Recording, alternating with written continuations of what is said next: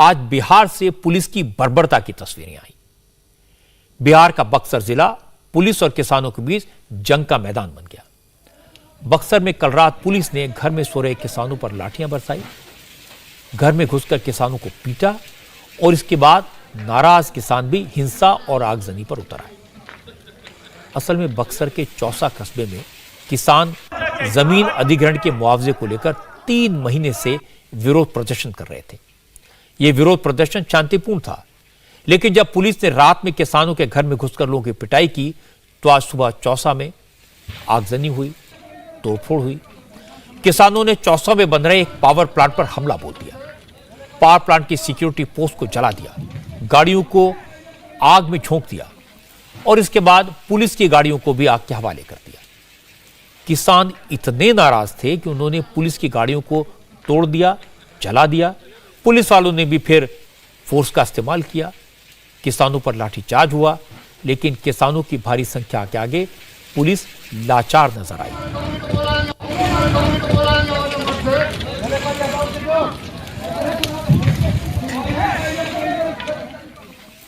चौसा में नाराज किसानों ने चुन चुनकर सरकारी गाड़ियों को निशाना बनाया। सबसे पहले फायर ब्रिगेड के दस्ते को आग के हवाले किया, इसके बाद पावर प्लांट के आसपास मौजूद पुलिस की गाड़ियों को आग लगा दी। पावर प्लांट में काम करने वालों के लिए बने टेम्पररी शेल्टर को जला दिया। किसान इतने नाराज थे कि उनके डर से मौके पर मौजूद पुलिस वाले ही भाग खड़े हुए।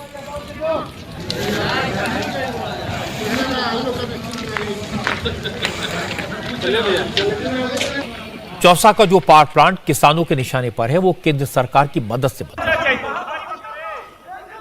1320 मेगावाट का यह बिजली घर 2011 में अप्रूव हुआ था। इसके लिए जमीन एक्वायर कर ली गई थी। 2019 में पावर प्लांट बनाने का काम शुरू हो गया था, तो यहां तक कोयला लाने के लिए एक स्पेशल रेलवे लाइन बिछाने की जरूरत पड़ी। इसके लिए कुछ और जमीन की मांग हुई। राज्य सरकार ने 14 गांवों के 130 एकड़ से ज्यादा जमीन एक्वायर करनी शुरू की। किसान जमीन देने को तैयार थे, लेकिन सरकार उन्हें 2013 के रेट पर मुआवजा दे रही है। इस बात पर किसान नाराज हो गए। किसान 2022 के रेट पर जमीन का मुआवजा मांग रहे हैं। इसी मांग को लेकर पिछले 85 दिन से शांतिपूर्ण तरीके से धरना चल रहा था, लेकिन कल रात जब बक्सर के मुफस्सिल थाने की पुलिस किसानों के घर में घुसी, मारपीट की, तो किसान भड़क गए। उन्होंने पुलिस और पावर प्लांट पर हमला बोल दिया, दर्जनों गाड़ियों को आग के हवाले कर दिया।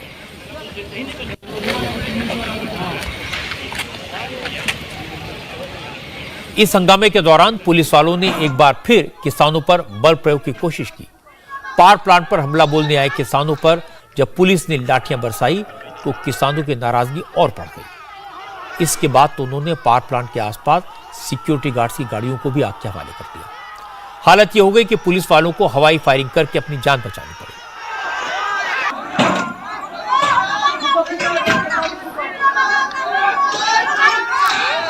हंगामा कर रहे किसानों ने कहा कि वो तो शांति से धरने पर बैठे थे, सारा कसूर पुलिस वालों का है। वो घर में कैसे घुसे, बिना समझ के गिरफ्तार करने कैसे पहुंच गए। पुलिस वहाँ सर रात में आई और हमारे ये जो हम किसान लोग अपना गेट जाम किए थे, जिसके कारण उचित मुआवजा नहीं मिल रहा था, उसी के कारण पुलिस आकर बेहरमी से हमारे घर में फैमिली और वगैरह का अच्छे से उन लोगों को मारपीट कर जाकर उन लोगों को 4 लोग को गिरफ्तार किए और घर में लेडीज और औरतों को बेहर तरीके से पीटे, जिसके कारण ये हम लोग अभी सुबह में क्यों पुलिस गोली चलाई है? पुलिस हम लोग को हर बार प्रमाणित करती है यहाँ के स्थानीय क्षेत्र के लोगों को, क्योंकि कंपनी का ये सब देन है। अभी पुलिस गोली भी चलाई है क्या? गोली चलाई है। अच्छा, कई राउंड गोली चलाई है? गोली यहाँ 20 राउंड चला। उधर से पथराव भी किया गया। धरना पर बैठे थे क्या आप लोग? नहीं, धरना पर अभी नहीं बैठे थे, हम लोग आ रहे थे उस समय। वहीं बक्सर की पुलिस का दावा है कि किसान बेवजह ही आक्रामक हो गए। पुलिस तो महज पावर प्लांट की सुरक्षा कर रही थी। हैरानी की बात तो यह थी कि मौके पर गोलियां चली, पुलिस ने हवा में फायर किया, लेकिन बक्सर के एसपी को इसकी खबर तक नहीं थी। ये सडनली लोग एग्रेसिव हो गए हैं, काफ़ी संख्या में लोग टूट गए हैं यहाँ पे। और प्लांट में भी तोड़फोड़ किया है। सड़कों पे भी तोड़फोड़ कर रहा है। कंट्रोल करने की कोशिश की जा रही है। ठीक है, जल्दी नियंत्रण में आ जाएगा। सर वज्रवाहन को भी फूंक दिया गया, पता चल रहा है कुछ राउंड गोलियां भी चलाई गई है, क्या इसमें सर? इतनी जानकारी नहीं है। अब पुलिस कंट्रोल करने की कोशिश कर रही है, जल्दी हम लोग कंट्रोल कर रहे हैं। तो ये परिस्थितियाँ कितने दिनों कंट्रोल हो जानी चाहिए? हम लोग शीघ्र कंट्रोल करने की कोशिश कर रहे हैं। चौसा में हिंसा को लेकर तेजस्वी यादव से सवाल पूछा गया। डिप्टी चीफ मिनिस्टर हैं, कहते तो क्या कहते। उन्होंने ये कहकर पीछा छुटाया कि उन्हें मामले की जानकारी नहीं है, पता करके बताएंगे। एक्चुअली हमारे संज्ञान में ये मामला नहीं, आप लोग कह रहे हैं तो इसमें दिखवाते हैं कि क्या है मामला। और संज्ञान में लेकर मामला हुआ है, हमने वो दिखवाना पड़ेगा टेक्निकली क्या है। एक्चुअली मुआवजा का मामला है तो उसको हम लोग दिखवाएंगे कि क्या है एक्चुअल पोजीशन क्या है। भले ही एसी साहब को पता ना हो, भले ही तेजस्वी यादव को पूरे मामले की जानकारी ना हो, लेकिन कैमरे में सारी हकीकत कैद है। ये बात पूरी तरह से सच है कि कल रात बड़ी तादाद में पुलिस फोर्स उन किसानों के घर में घुसी जो धरने पर बैठे हैं, जो आंदोलन कर रहे हैं। पुलिस की टीम बाकायदा प्लान बनाकर बनारपुर गांव गई थी। एसएचओ खुद लीड कर रहे थे। लाठी डंडों और हथियारों से लैस होकर जवानों ने प्रदर्शनकारी किसानों के घरों को घेर लिया था। पुलिस वालों की तस्वीर किसानों के घर में लगे सीसीटीवी कैमरों में कैद है। आधी रात में पुलिस वालों ने घरों के दरवाजे तोड़े, घर में घुसकर जो मिला सबको पीटा, महिलाओं पर भी लाठियां चलाई और बच्चों को भी नहीं बख्शा। पुलिस की पूरी करतूत कैमरे में रिकॉर्ड है। हमारे संवाददाता नीतीश चंद्र बनारपुर गांव के उन घरों में गए जिनमें पुलिस ने रात के अंधेरे में धावा बोला था। वहां मौजूद महिलाओं ने बताया कि पुलिस वाले सिर्फ मारने पीटने की नीयत से ही आए थे। कुछ पुलिस वालों ने तो चोरों की तरह अपने चेहरे कपड़े से छुपा रखे थे। बक्सर के चौसा में पुलिस जिस नरेंद्र तिवारी के घर में देर रात दाखिल हुई थी, हम उसी घर में हैं, और पुलिस जिस तरह से दाखिल हुई वो बिल्कुल चौंकाने वाला है। बगल की एक छत से नरेंद्र तिवारी के छत पर गई और ये देखिए सीढ़ी का रास्ता है, इस रास्ते पुलिस अंदर दाखिल हो गई। घर की जो महिला है हमारे साथ है, क्या नाम है आपका? प्रीति तिवारी। बताइए, पुलिस जब आई थी उस समय कैसे दाखिल हुई और क्या हुआ? हम लोग सोए थे, हम लोग को कुछ पता नहीं चला। वो लोग सीधा आके और गेट को मारे, इसको मार के तोड़े और सीधा अंदर, और लाठी स्टार्ट उन लोगों का था। हम बोले कि अरे रुक जाइए, मार क्यों, लेडीज का घर है। फिर भी वो लोग रुके नहीं, मेरे भाई को उधर से घसीटते हुए और फिर उसके बाद छत पे से कराकट पे चढ़े हैं, उधर का गेट तोड़ दिए हैं पूरा, और नाली का वो भी नहीं छोड़े, नाली भी तोड़े हैं। इसी में वो लोग को मारे हैं। मेरे भाई को, छोटा भी बच्चा, वो सीधा अभी 18 साल का भी नहीं हुआ है। और कुछ लोग आए हैं ऊपर से आके गेट तोड़ दिए, इस पे से फाने हैं, पहले नीचे आए। वो देखिए पूरा नाली टूटा हुआ है, वो नाली उन लोग के कूदने से टूटा हुआ है। फिर 10 कम से कम 10-15 उसको मार के तोड़े हैं। वो पूरा डर है, उसको हम लोग लकड़ी लगा करके सही से रखे हैं। देखिए पूरा दीवार क्या किए हैं लोग, पूरा ये दीवार पूरा नीचे आने वाला है। इसको हम लोग रोके हैं कैसे, ये नहीं टूटा है। उसके बाद ये यहाँ पे से कल पे पैर रख के आए हैं और यहीं से मारना स्टार्ट भाई को। अब देखिए झगड़ा किस बात पर है। 1320 मेगावाट का यह पावर प्लांट इस इलाके की तस्वीर बदल देगा। यह प्लांट 75% कंप्लीट हो चुका है। यह केंद्र और राज्य दोनों सरकारों के सहयोग से बन रहा है।